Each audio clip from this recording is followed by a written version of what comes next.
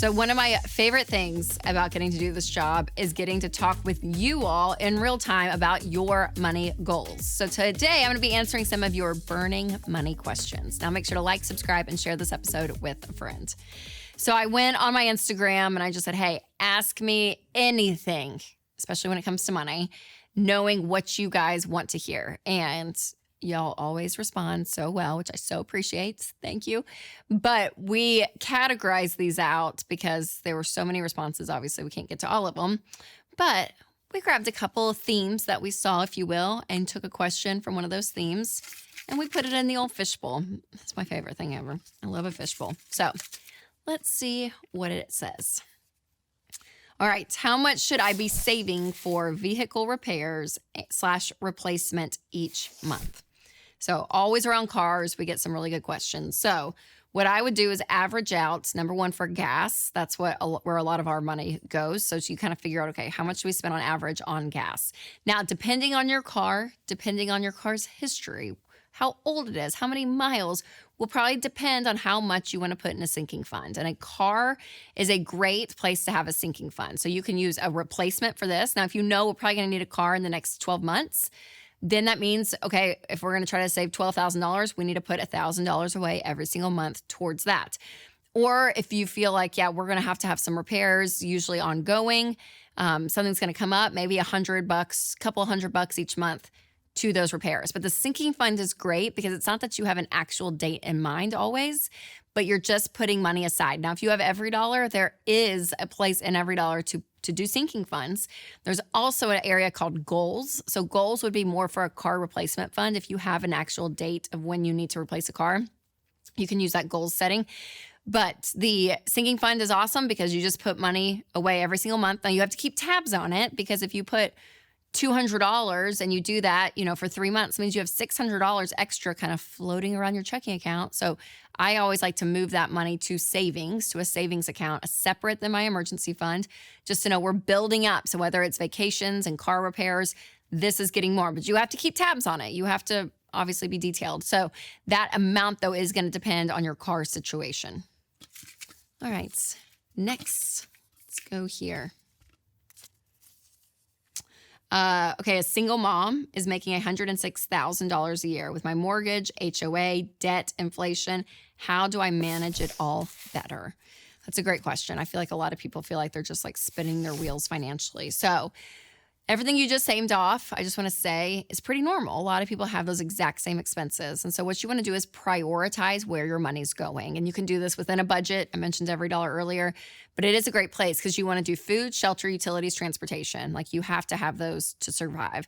And then there's going to be another important stack under that. And that's going to be childcare, insurance, like these things that we have to have in order to, as a single mom, go to your job. So you want to prioritize the things that you have to have. And then whatever money is left is then to say, okay, this could be for entertainment, for fun, X, Y, and Z. But what happens is we take the things that we really want, and sometimes those take priorities over need, and then it can feel really stressful. So I would say prioritization is big. I would say number two, being on a financial plan. The baby steps is great. So to know this, she has debt, she said. So be working through that. Have an emergency fund of $1,000 and have a plan to be working your way out of debt. So that extra margin that we talked about, it may not go to fun stuff for a season. You may be going to get that debt paid off. Because if you took the amount of money that you're spending just on payments and that was not leaving your paycheck, that's just yours to keep, then suddenly you have so much power and so much margin, which is what we're shooting for. But it's a great question. I think a lot of people feel that. All right, next, let's go here. As a single 49-year-old, does it make sense for me to get term life insurance? Great question. So life insurance is really needed if somebody is dependent upon your income. And so if you are single and you don't have kids, then having life insurance isn't really necessary. Now, if there are things you want to do with your life because term life is so inexpensive and you're like, yeah, when I pass on, I would love to leave money to my nieces and nephews or, X, Y, and Z, then you can get life insurance if you want. It's inexpensive, which is great, but I wouldn't waste a ton of money on it if there's no one dependent upon your income. Now, What you do need and what everyone needs is a will. So that is something that I would have for sure to know exactly what's going on. Now, some people will have a small life insurance policy to pay for funeral expenses, but I would say that's not even necessary. I mean, you could have some savings set aside for that, which would be very kind for you to have, that if when something happens to you, there's money to pay for that. But some people will use a life insurance policy for that. So again, no, you don't need it, but if you wanted it because you want that money passed on to someone, then you could get it. And remember, term life, don't get whole life insurance. Term life, inexpensive, you get better coverage, all the things. All right, next up, I own my home. Do I add my boyfriend to the deed once he becomes my husband? So yes, you can do this for sure. And some people, when they're like looking at this, and even if they're getting a home together, like pulling their credit report and all of it, but having that deed, I think, is important for both names to be on it. Now, if something were to happen to the marriage in majority of states, that's going to be seen as a marital asset. It probably will be split anyways, but depending on what state you live in is how specific all of that gets. But yes, once you are married, I see everything together. So your home and your household will be one. And so you both owning it, I think it's a great idea.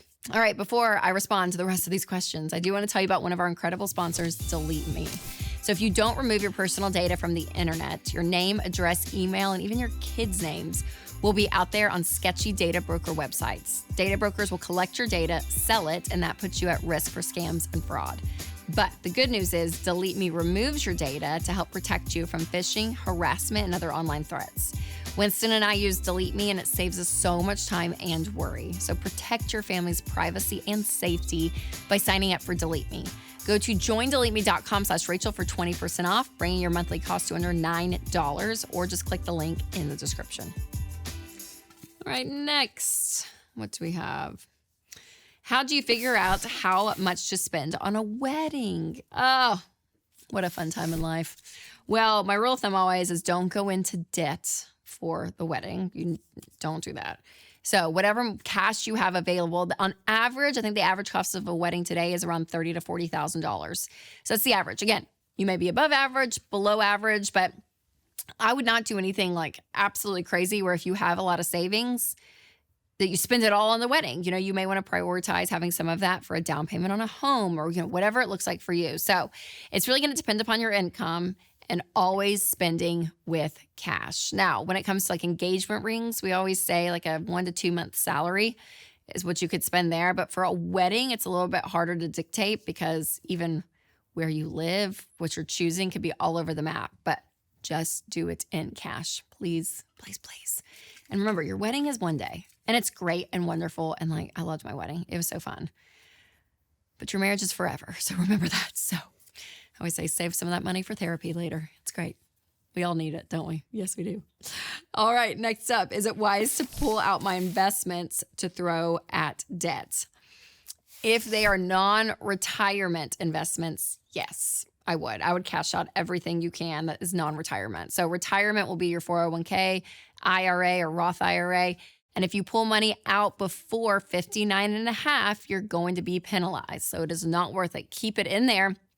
But if you have like stocks or just a brokerage account or mutual funds or whatever, I would cash out all of that and put towards your debt to get out of debt as soon as possible.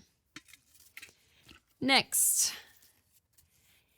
is it a good investment to buy condos in a college town and lease them out? You can. I want you paying cash for any real estate that you're going to be doing when it comes to investing and that kind of thing. You'll always probably have tenants, which is a good thing. But remember, your tenants are going to be like 19-year-old guys. They're not like the cleanest bunch, I don't feel like. So remember who you're renting to. College students. No, there's some great college students out there. I'm not saying every college student's going to just be a mess. But I think if I'm going to have a rental property, I think I'd rather have like a family in there or like, I don't know, a single woman working a job or I don't know. I probably would go for like a clientele that's a little bit older, just so I don't have to deal with the headache of that. And you'll probably get students rotating a lot versus if you have a family, they may sign and rent with you for 2 or 3 years, right? You may have longer longevity, if you will. than college students that are very unpredictable with their hygiene and all. All right, next. What retirement account should a young adult start with? I always like just a Roth IRA. I think it's great. There is a limit of how much you can put in, but it grows tax-free. It's pretty safe because most of the time you'll invest it just in good mutual funds.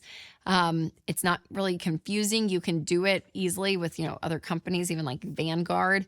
So the entry point, I think, is pretty simple with a Roth IRA if you are earning an income. And so that would probably be the place from just like an easy standpoint, but also your 401k at work doing that and at least going up to the match, because if they are matching you, that is free money, which is incredible. But I wouldn't do any of that if I had debt and did not have savings. So I want you out of debt with at least 3 to 6 months of expenses saved in the bank before you start investing into retirement. But your Roth IRA, 401k at work, if they give you that match, some great places to start. So good question, you guys. Some great questions. They're so fun to scroll through. I mean, hundreds of y'all were asking all these questions, and I really want to help you guys. I really know that it is possible for you to work a plan, to build wealth, to be wise with your money. So it's always fun to talk to you guys and answer your questions. Now, we also know it's not all sunshine and rainbows when it comes to money advice on the internet. So if you haven't yet, check out my episode. TikTok has strong opinions about this controversial marriage topic. It's going to be right here, or if you're listening on podcast, click the link below. All right, you guys, remember to take control of your money and create a life you love.